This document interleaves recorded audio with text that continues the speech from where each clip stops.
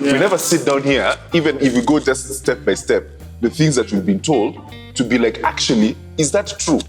Because all of us, we came up with all these things. We just say things as men. You know, as men, who told you?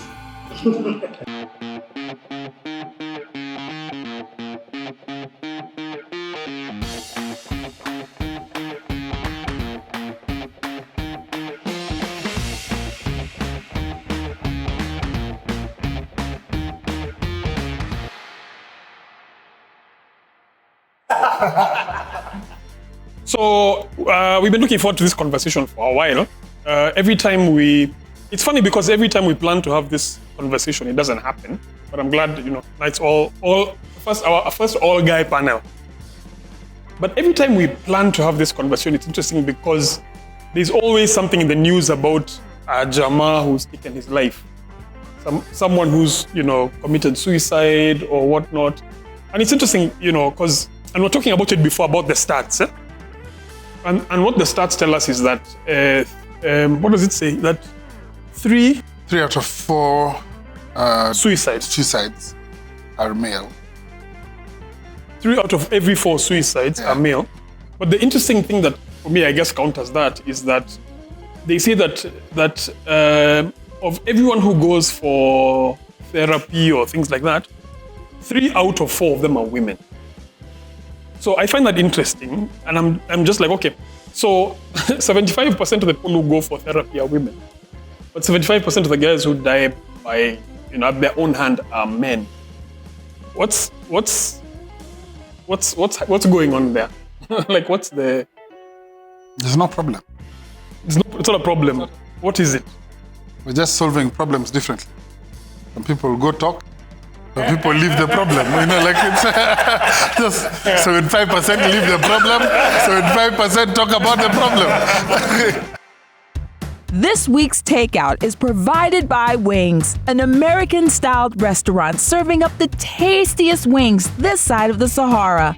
From bacon-wrapped wings to pineapple-flavored teriyaki wings and honey mustard wings, they've got it all. Like it hot? Try their Swahili twist or mango habanero wings. Delicious!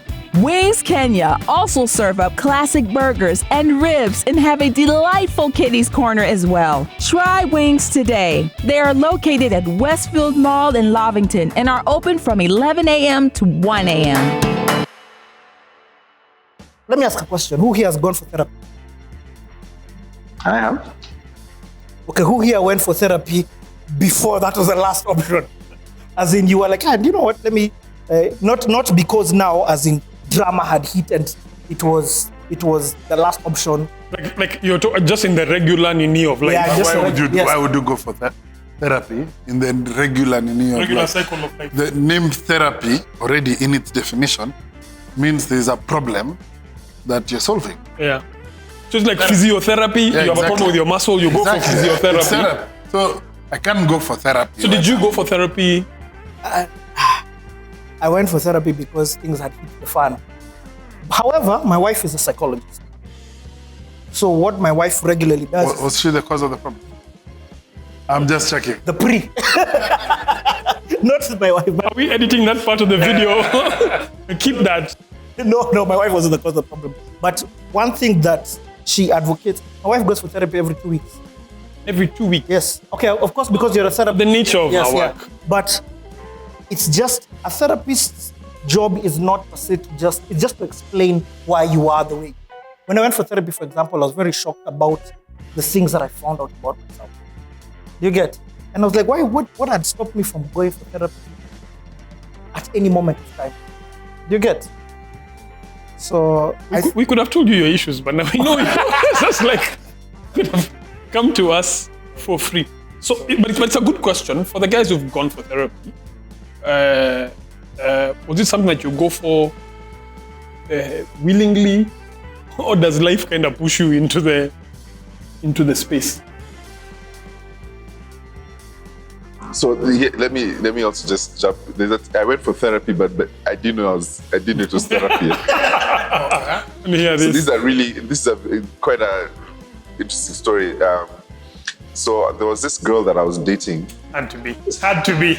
And so there was something that she was working on, and she mentioned to me about a urologist, and I was just like, "What's that?" You know, and she tells me that it's kind of like a gyna but for men, and I was just like, "Wow, that's really interesting," because one of the things that I noticed is that women tend to go to see gyna all the time, quite often, you know, and I was just kind of like, "Wow, I think it's so interesting how." You know, that women are that interested in taking care of their bodies. So I heard about this guy, so I went.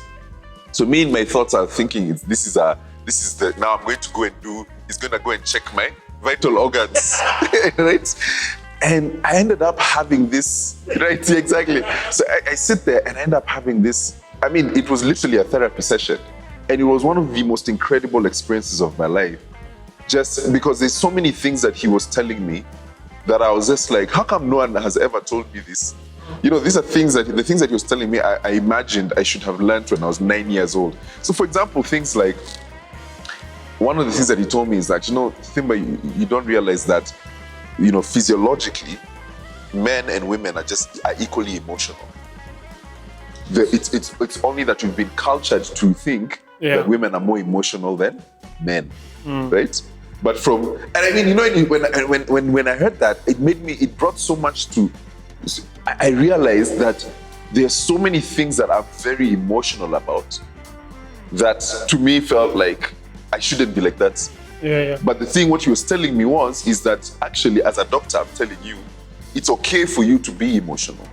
But you see, the thing is, what we've been told as dudes all your life is, women are the ones who are emotional. You don't have the same emotions that women do. Actually, guys even tell women, stop being emotional. Stop being emotional. And that time, what this guy is saying is, actually, if you push aside all those cultural things you've been told, a man and a woman are equally emotional.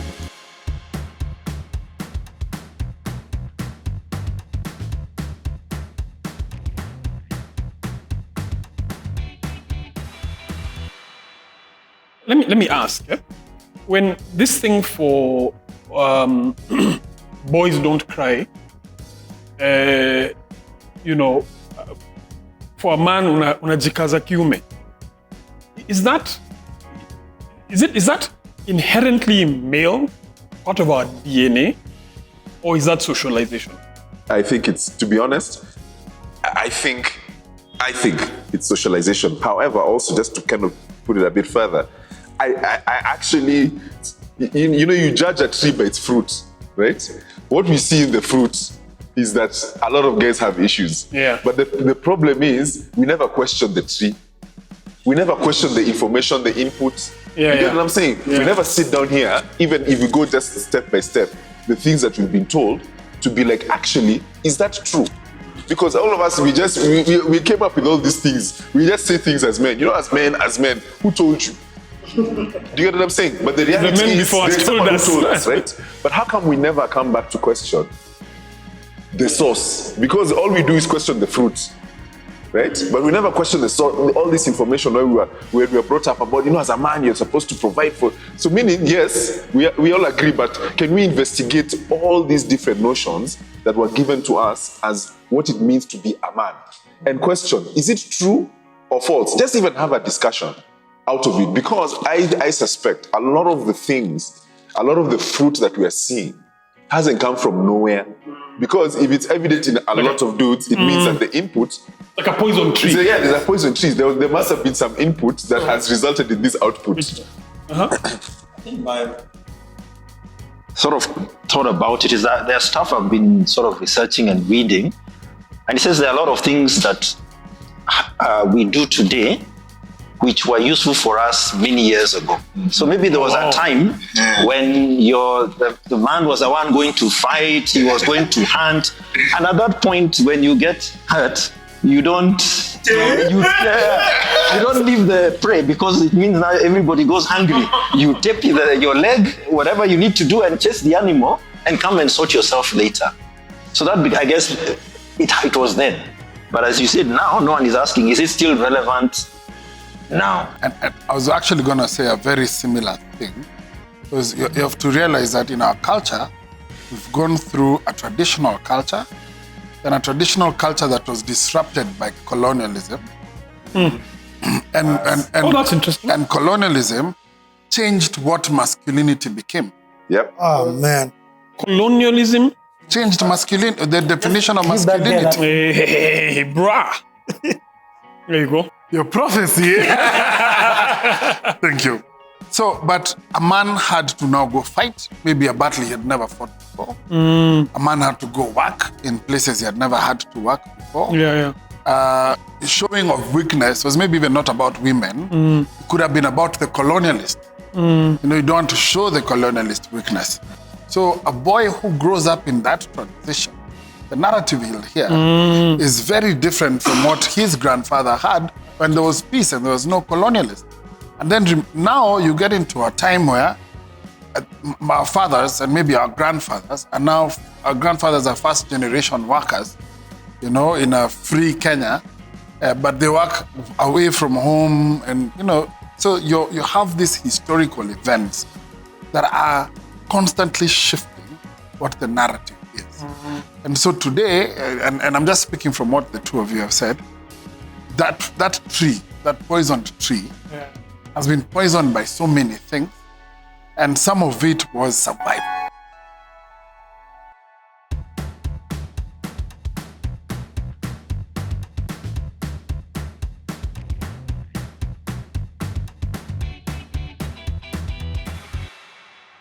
It's interesting for me. I had an interesting experience with one of my boys, who I meet like every month. You know, every couple of weeks we're together. And I remember being at a function with this guy, and this guy said, so this is my boy, we're always together. And I'm in a circle and him is in a circle. And this guy says, hey, me, last year I suffered depression the whole year. I was like, but I have no clue. You know what I mean? Like I have no idea. And I'm like, what is it about men that just we don't know? Like, do you guys have people? Like, do you have someone who you'd call, pick up the phone and say, hey, or meet up and say, it's a tough season, or is that a sign of weakness? You know, it's difficult to in a sense, and then I look at it again. So I feel like I'm going back again to that source thing, because it's very difficult to replicate what you don't see. Yeah. You know, you don't know what you don't know. Yeah. And I think in a lot of ways, you know, when I think about like, you know, what you mentioned about the whole colonialism, trust me, I'm going somewhere with this. Yeah. I'm not taking it back to that, but you know, it wasn't until last year. Christmas, not this 2018, 2019 Christmas, hanging out with my uncles and my dad and just listening to all the stories that they were talking about. And I didn't realize that because of what was happening during that time, that for a long period of time, both my parents, my mom and my dad, did not grow up with their dad. He wasn't around. And then the thing is, unfortunately, by the time the guy came back, right, the guy had like, probably unbeknownst to anyone there, PTSD, post-traumatic stress disorder, right? You've come, so there's this nil by mouth, but I take care of the family, all that stuff. And so you continue to perpetuate, so in the sense that, because of, when you go back and you don't understand that even probably back then, there were systems and ways in which people interacted and the way people held each other accountable, that allowed for people to make sure that when you're going through something, talk to, this is how you deal with it, right? But then there was this thing that happened, which now all of a sudden, it's like, even for me, when you sit down and you start thinking about the thing of why is it that I can't talk to another guy? You get what I'm saying? Like, it's just like, and yet there's love, there's support, you get what I'm saying? But I feel like it's that whole thing of going back to the core around, what are the things that we believe and is it true? Do you get what I'm saying? Is it true that for you as a dude, is it true that us guys are just over here like we're just silent? We're all good. We're all good. Yeah. Like, where does that come from? Do you get what I'm saying? Because we know we're not good. You feel me? We know we're not good. But the other side of this coin. The last part is, this is what I think also, is that the challenge with guys is that we're not generally intentional about our relationships. You get what I'm saying? Yeah. Like even when it comes to like friendships, if you're finding like babes, they're always meeting up, hanging out. But you know, it's also for like me with my boys, we can literally not talk for like 3 years. And we're still homies. You get what I'm saying? We're like, we talk. Nothing confuses my wife too. Yeah, exactly. I'll tell her, I've been married now 5-6 years. And we'll meet someone and say, hey, this guy's my boy. She's like, but if we sit down, we'll talk. All the time. You wonder why we have issues. Do you get what I'm saying? Because that's the way true. we perceive friendships, there's like a guy who you're like, nothing he's wrong my with boy that. 3 years ago. Okay, let me say this. I don't think there's Jimmy. I'll give an example. Parliament. Jimmy's in the UK. Jimmy probably flies to Kenya once every 2 years, and when he flies, we are best boys. Yeah, but that's because Jimmy's in the UK. No, but you know about Jimmy Langata. But what I'm trying to just say is that element of us always still having a connection that takes us back to day one. You get what I mean? I think that's strength. I think it would be a weakness if that they meet each other and that connection is still not as strong. You get? As guys, that connection, despite distance, borders, or whatever it may be, still remains strong. But I think his point is a thing for you can die and you're my next door neighbor and we are boys. And that's what he's talking about. Eh? But there's something about our friendship that doesn't go deep. And it doesn't go deep. I think for me the element before handing the baton to Mani is vulnerability. The level at which I'm willing to be naked in front of another. Now, is that as part of our upbringing, where our father figures vulnerable to us and things like that? Because of, as we're talking about, that whole colonial past, the point where being told, get this kind of a job, they did the best that they could do. And that's the thing that I've come to realize the last few years, that the generation before me did the best. Let me ask about that. Did you guys, and now let's be real, did you have a strong father figure, role model who modeled for you vulnerability? What were the relationships with the men in your life like? Whether it's fathers or what was that like? Hey, you asked the hard one, guys. I've got it too. We are thinking about our emotion. I'm happy to share mine because I've shared it in public. I grew up with a single mom for the first almost 9 years of my life. Then she got married to my stepdad, the person I call dad, the person who brought me up. But he came at a time when I was a preteen. And so this guy came into my space. He was not very welcome. So we had a difficult time during my teenage. He was there. Because you're still trying to connect? Yeah, but no, I wasn't trying to connect. No, he's trying to build relationship. Maybe he was trying to build relationship. I wasn't. Very clearly. Until I met my biological dad when I was 18. And then I realized I was never gonna really, because I've been... so you are a single parent. Then I have a stepdad. All this time I think I'm not accepting this stepdad because he's not your pops. He's not my pops, and I'm waiting to meet my pops. So he's dad in limbo, dad in waiting.